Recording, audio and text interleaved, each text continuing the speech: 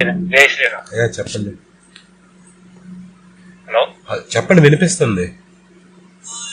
అనేది నేను ఒకటి డిస్కషన్ చేశాను బైబిల్ భక్తులతో. ఇది దావీదు పశ్చాత్తాపడ్డాడని చెప్పాడు అనమాట.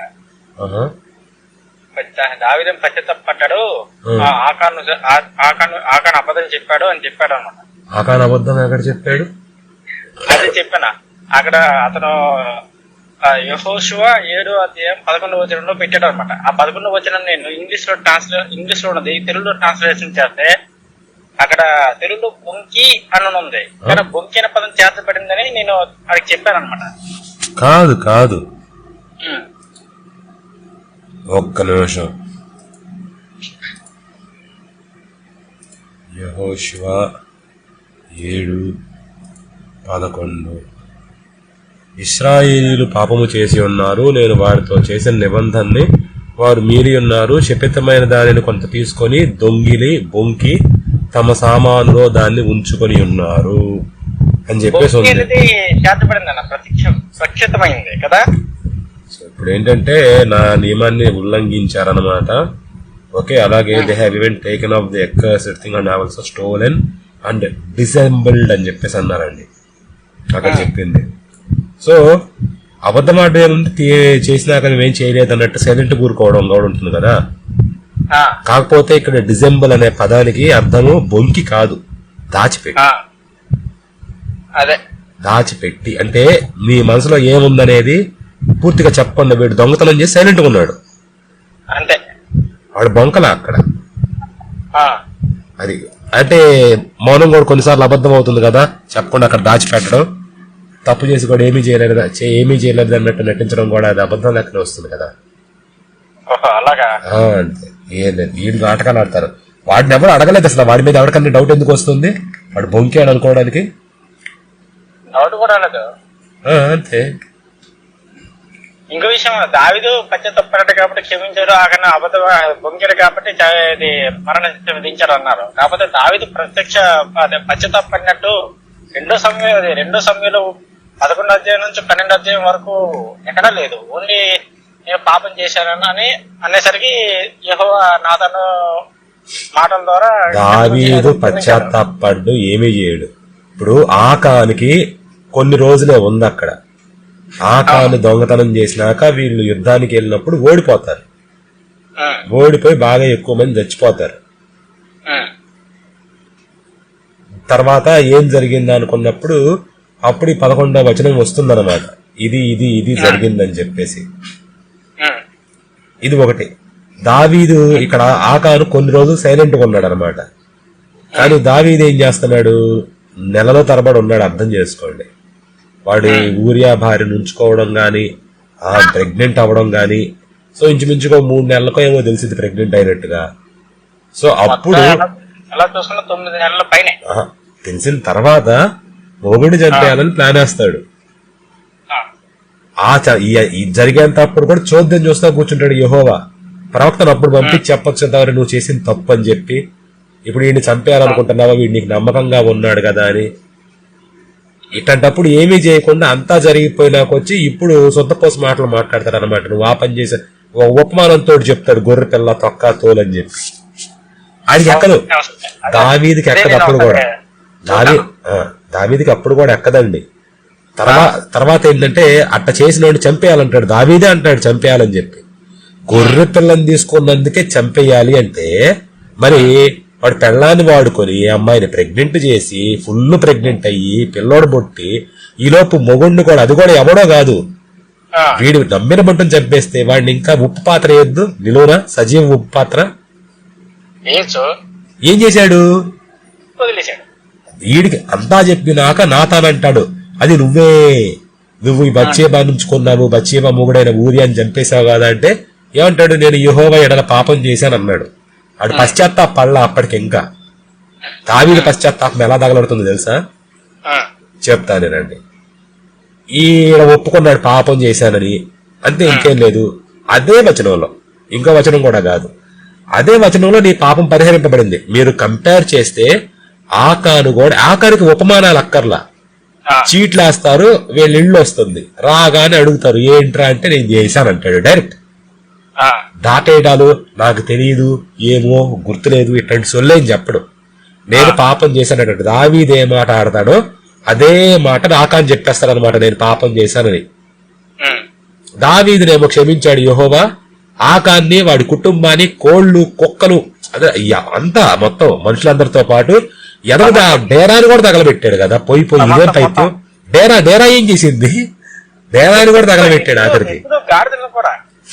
అన్ని అండి, పిల్లలు పిల్ల జల్లా లేదు, జంతువుల్ని కూడా వదలకుండా మొత్తం ఆఖరికి డేరాని కూడా అంటే డేరాని కూడా తగలబెట్టాడు. తగలబెట్టింది ఏంటో తెలుసా? ఆ బంగారం వెండి వాటిని తగలబెట్టల, అవి మళ్ళీ వెళ్ళిపోతాయి ఖజానాలోకి. ఇది కాదు. ఇప్పుడు ఏంటంటే ఇందాక మనం ఏమన్నాం, దావీదు పశ్చాత్తాపం ఎలా ఉంటుందని కదా. పశ్చాత్తాపం అంటే ఏంటో తెలుసా? పశ్చాత్ తాపం అని వస్తుంది అనమాట పదం. పశ్చాత్ అంటే ఆఫ్టర్ వర్డ్స్ అనమాట. తాపము అంటే హీట్. సో ఈవెంట్ జరిగిపోయిన తర్వాత తలుచుకొని వేదన పడతారు కదా, లోపల మంట మండిపోతా ఉంటుంది తప్పు చేశామే అని. దాన్ని పశ్చాత్తాపం అంటారు. మనోడి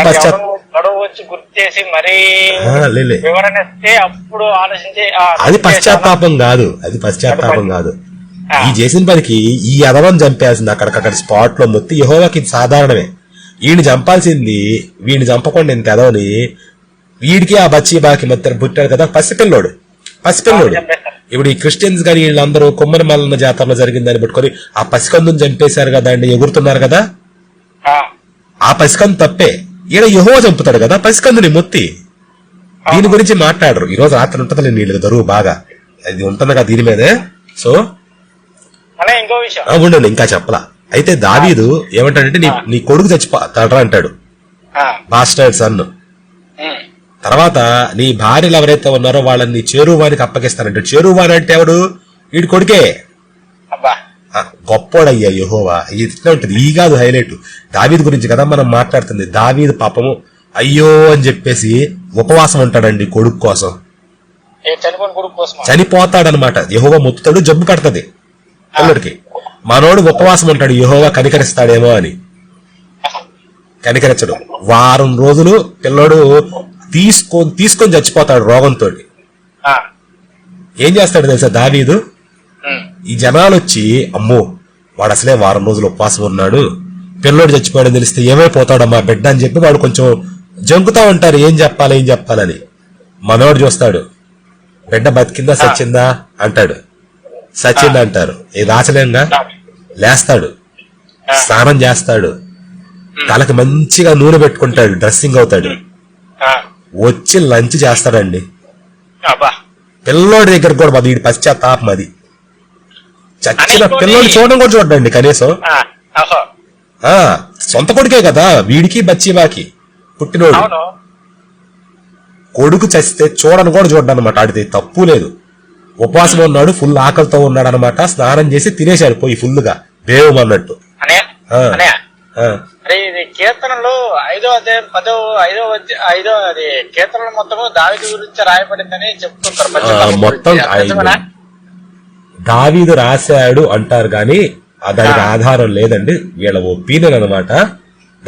అంటే మళ్ళీ అన్ని కూడా కాదు, దావీదు రాసినవి ఉన్నాయి, దావీదు కాకుండా వేరే వాళ్ళు ఉంటారు అనమాట కొంతమంది. కొన్ని కీర్తనలు వాళ్ళు రాసినవి ఉన్నాయి, దావీదు గురించి రాశారు వీళ్ళు కొన్ని. మా వాడు ఆయన అంటే మా ప్రభువు ఆయన ప్రభువుతోటి మాట్లాడుతున్నాడు అనే దాన్ని వీళ్ళేం చేశారు, దావీదు కీర్తన రాశాడు, మా ప్రభువు తన ప్రభువుతో అంటే యేసుక్రీస్తు గురించి మాట్లాడుతున్నాడు అని చెప్పేసి వీళ్ళు చెప్తారు. అదేం కాదు, దావీదు యెహోవా ఇదనమాట రిలేషన్షిప్ అందుట్లో. ఇట్లా వేరే వాళ్ళందరూ కొంతమంది కీర్తనలు రాసిన వాళ్ళు అక్కడ ఉంటుందన్నమాట. కొన్ని దావీదు రాశాడు అని చెప్పేసి అంటారు. దావీదికి ఆధారం లేదండి, తొక్క చెప్పుకుంటారు.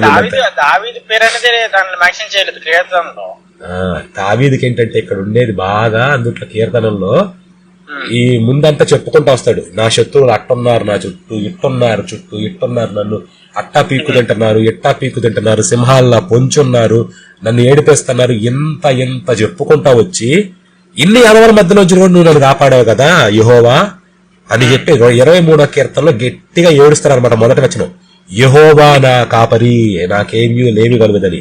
వీళ్ళందరూ రాస్తారు చూడండి వాక్యాలు ఆటోల మీద అన్ని చోట్ల, యెహోవా నా కాపరి అని. ఆ వాక్యం ఇక్కడ తగలడింది అన్నమాట కీర్తనల్లో. ఎందుకు యెహోవాని ఎందుకు అన్నాడు దావీదు ఆ మాట? ఈడు ఎంత ఏదో పని చేసినా గానీ యెహోవా కాపాడాడు కదా వేసేయకుండా. వ్యభిచారం చేస్తే చేసిన దాన్ని చేసినోడిని ఇద్దరిని రాళ్లతోటి చావగొట్టి చంపాలన్నాడు. అరే పొల్లలు ఏరుకున్నాడండి, విశ్రాంతి కలిగిన రోజు పొల్లలు ఏరుకున్నాడు, వాడిని చంపేస్తాడా? మోషేకి డౌట్ వస్తుంది, పొల్లలు ఏరుకుంటే కూడా చంపాలా అని చెప్పి యెహోవాను అడగడానికి వెళ్తాడు మోషే. కన్సల్టేషన్ అనమాట. ఇది సీరియస్ కాదేమో అని చెప్పి, లే చంపాలి, ఊరి బయటకు తీసుకెళ్ళండి, అందరూ రాళ్లతోటి కొట్టి చంపండి అంటే చంపుతారు. పెట్టి ముట్టుకోవద్దంటాడు. ఎద్దుల బండి మీద తీసుకెళ్తున్నప్పుడు పెట్టిని ఎద్దు కాలు జారుతుంది, పెట్టి ఒరుగుతుంది పక్కకి. ఈ డ్రైవర్ పడిపోతుందేమో అని కొట్టుకుంటాడు ఉజ్జా.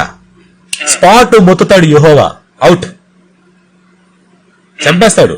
ఎంత ఖచ్చితంగా ఉన్నాడు. దావీదు విషయంలో ఏం చేయాలండి?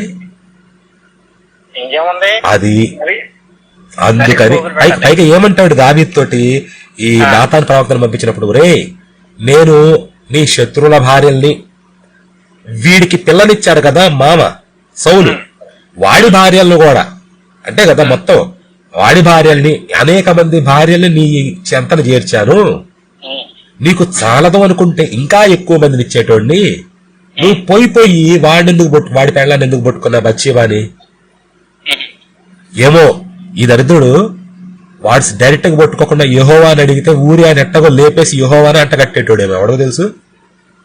ఇచ్చాడు కదా మిగతా వాళ్ళని, మిగతా వాళ్ళ భార్యలు ఇచ్చాడు. అదే ఇప్పుడు ఏంటంటే నేను చేసేటోడు కదరా, నీకేంటంట నొప్పి? నీకు ఎంతమందిని ఇచ్చాను, నీ కౌగిటి చేర్చాను, నీ శత్రువుల భార్యల్ని వాళ్ళ స్త్రీలని, నీకు ఇచ్చేటోడు ఇంకా చాలదనుకుంటే ఎంత ఫెసిలిటీ ఇచ్చాడు. కాబట్టి మనోడు యెహోవా నా కాపరి అన్నాడు. ఎవడన్నా అంటాడు, మీకెవడన్నా ప్రతి దాంట్లో సాయంగా ఉండి మీరు ఎన్ని తప్పులు చేసినా గానీ మిమ్మల్ని బాగా చూసుకుంటా మరణశిక్ష రావాల్సిన టైంలో కూడా ఓకే 2 నెలల బహిష్కరణ, పో బయట తిరిగి రాపో, తర్వాత మళ్ళీ నీకు రాజ్యం వస్తుంది, నువ్వు రాజు అవుతావు అంటే మీరేమంటారు? బాబు నీకు దండ, నువ్వు దేవుడు అయ్యా, నన్ను ఇంతలా దగ్గర జాగ్రత్త చూసుకున్నావు మీరు అంటారా అనరా? దావీదు దండంలో ఏమన్నా వెంత ఉందండి? యెహోవా నా కాపరని అంత మేలు చేశాడు కాబట్టి అన్నాడు అనమాట. ఈడెంత ఎదవైనా గాని దాన్ని వీళ్ళు రాసుకుంటారు వాక్యాలు. ఇక్కడ క్రిస్టియన్లు వీళ్ళకేం చేశాడు మేలు? ఏళ్ళు బొంద పశ్చాత్తాపం లేదు, తొక్కలేదు. వాడికి పశ్చాత్తాపం ఏడదు. దావీదు బతుకేంటంటే వాడు జనాలను లేపుకుంటా పోయినప్పుడు అక్కడ ఒక ఫ్యామిలీ గొడవండి, వాడికి ఒళ్ళు మండింది. దావీదు ఒకసారి ఇట్లా బహిష్కరణకు గురైనప్పుడు కొడుకు చేత పారిపోయేటప్పుడు వీడు ఏడిపిస్తాడు అనమాట, తిడతాడు, నీకు తగిన శాస్త్రేంద్ర దిక్కుమాలి వెదవా అని చెప్పి. వీడికి అది మనసులో ఉంటుంది అనమాట దావీదికి. అయితే దావీదు తిరిగి రాజు అవుతారు కదా కొడుకు చచ్చిపోయినాక. రాజు అయినప్పుడు వీళ్ళిద్దరూ ఒప్పందం చేసుకుంటారు, బాబు నేను పొరపాటు అయిపోయింది, నా మీద పగ తీర్చుకోకని చెప్పి. దావీదు అంటాడు, ఓకే నేను నిన్నేమీ చేయనని. ఏం చేస్తాడు తెలిసి పోయేటప్పుడు, వీడికి చివరిదాకా గుర్తుంటుందండి దావీదికి. పోయేటప్పుడు సొలొమోను దగ్గర మాట తీసుకుంటాడు. ఆ వెధవ ఒకడు ఉన్నాడు అక్కడ, వాడు అప్పుడు ఏడిపించాడు, వాడు నెరసిన వెంట్రుకలతోటి సమాధిలోకి పోకూడదు అని చెప్పి వాడి వెంట్రుకలు నెత్తురుతోటి తడవాలన్నమాట. ఈడెంత 150 ఏళ్ళు ఎంత మొత్తానికి ఉండేది గుర్తులేదు, 150 కాదులేండి 70 గుర్తులేదు అనమాట ఎంత ఉంటాడు. ఆ వయసులో వీడు పోయే టైంలో కూడా వీడికి ఎంత పగుందో చూడండి. వీడికి పశ్చాత్తాపం దావీదికి. కామెడీ అంటాడు ఎవడన్నా పశ్చాత్తాపం అంటే, వాడికి పశ్చాత్తాపానికి నక్కకి నాకలో కనుకున్నంత ఉందన్నమాట. జమీన్ ఆస్మాన్ ఫరక్ ఉంది, పొసగం అసలు ఉప్పు నిప్పు. చూడండి ఎప్పుడు ఎవరన్నా పాస్టర్ అయితే మొత్తం అడగండి, మరి దీని సంగతి తింటారు, వాడికి పశ్చాత్తాపం ఏడదగలేడిందని. వాడి అయ్యే ఎన్ని చెప్పాలండి. ఎగ్జాంపుల్ ఇంకోటి చెప్తా, సమూయేలు గ్రంథంలో యెహోవా ఆప్షన్ ఇస్తాడు, యెహోవానే శోధిస్తాడు దావీదుని. ఇంకో చోట సాతాను శోధించాడని ఉంటుంది, జనాలు లెక్క పెట్టరా అని లెక్క పెడతాడు మనోడు. 2 సమూయేలు చివరి అధ్యాయం 24. ఇది దినవృత్తాంతాలు 21లో కూడా ఉంటుందన్నమాట. 1 దినవృత్తాంతాల్లో అక్కడ సాతాను ఉంటుంది, ఇక్కడ యెహోవా అని ఉంటుంది. దాని ప్రకారం యెహోవానే సాతాను ఒక రకంగా చెప్పాలి అంటే, అంతే కదా అండి. సో ఇప్పుడు ఏమంటాడంటే లెక్క పెట్టమంటాడు, దావీదు లెక్క పెడతాడు. లెక్క పెట్టినందుకు మళ్ళీ చెప్పేస్తాడు, ఓరు నువ్వు జనసంఖ్య చేసావా అని చెప్పి. ఏంటో తెలుసా, ఆప్షన్స్ ఇస్తాడు. 3 రోజులు తెగులు నీ రాజ్యంలో, వింటున్నారా? Hello hello. అలా వినిపిస్తుంది అంటే ఆటో వస్తుందని మ్యూట్ లో పెట్టేశాను. Okay okay sound okay okay. So 3 రోజులు తెగులు, 3 నెలల కరువు, 3 నెలలు కాదు, ఆ 3 నెలల్లో 3 ఏళ్ళలో కరువు ఎంత మొత్తానికి? 3 నెలల్లో 3 వారాల్లో నిన్ను నీ శత్రువులు తరిమేస్తారనమాట. నువ్వు ప్రాణం కోసం పాకులాడతా పారిపోతావు. ఏం కావాలని కోరుకుంటాడు. ఎవడ నీడు నిజంగా పశ్చాత్తాపడితే ఏం చేయాలి? బాబు కరువు వస్తే నా రాజ్యం నాశనం అవుతుంది, తెగులు వచ్చినా కానీ నా జనులు చచ్చిపోతారు, శత్రువులు తరిమితే తరవని నన్నేగా తరిమేది, ఓ 3 నెలలు ఎక్కడ తలదాచుకుని మళ్ళీ నాకు వస్తాను అనొచ్చు. అవునా? మనోడు ఏం చేస్తాడు తెలుసా? నరుల చేతిలో పడుట కంటే యెహోవా చేతిలో పడడం మేలు కదా. మనోడికి తెలుసుగా యెహోవా ఏమీ చేయడని అంటాడు. ఎందుకు జనాల చేతిలో పడితే వాళ్ళు ఏం చేస్తారో మళ్ళీ నీ చేతుల్లోనే పడతానంటాడు. ఏం చేస్తాడు యెహోవా? తెగులు పంపిస్తాడు, 70,000 మందిని లేపుతాడు అనమాట. పుచ్చకాయలు చెక్కినట్టు చెక్కుతాడు. అసలు యెహోవా చేయి జాపుతాడు, కింద జనాలు చస్తా ఉంటారు తెగులతోటి. దావీదు పశ్చాత్తాపం. మనోడు పక్కా సెల్ఫిష్, పక్కా. వాడు ఎక్కడన్నా వదిలాడంటే ఒక్క స్పాట్ లో సౌల్ని వేసే అవకాశం వచ్చినప్పుడు వాడు బయట దొడ్డికెళ్తాడండి. అప్పుడు వీడు సాటుగా వస్తాడనమాట. వేసే అవకాశం ఉంటుంది, అసాసినేషన్. అబ్బే ఈడిప్పటికి రాజు, యెహోవా అభిషిక్తుడు కాబట్టి, సోకాళ్ళు మెస్సయ్య, క్రీస్తు గ్రీకు భాషలో చెప్పాలంటే సౌలు క్రీస్తు అనమాట. అప్పుడు అభిషేకించబడ్డాడు కాబట్టి ఈ డేసేయకూడదని వదిలేస్తాడు అనమాట.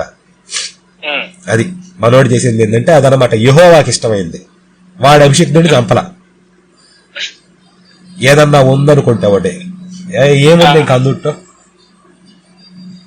కీర్తనలు. అదే కీర్తనలో గొర్రెపెట్టి చెప్పినట్టు చదివాను. కాకపోతే దాంట్లో దావీదు అదే పశ్చాత్తాపడినట్టు అక్కడ నాకు కనిపించలేదు. కాకపోతే అది ఎందుకు వాడు పాటలన్నీ పాడాడు, ఆటలన్నీ డాన్స్లు వేసాడని కాదు. వాడు ఆటలేం ఆడాడని చూడండి. సమూయేలు గ్రంథము, రాజుల గ్రంథం, ఆడ కనిపిస్తున్నాడు బతుకంతా.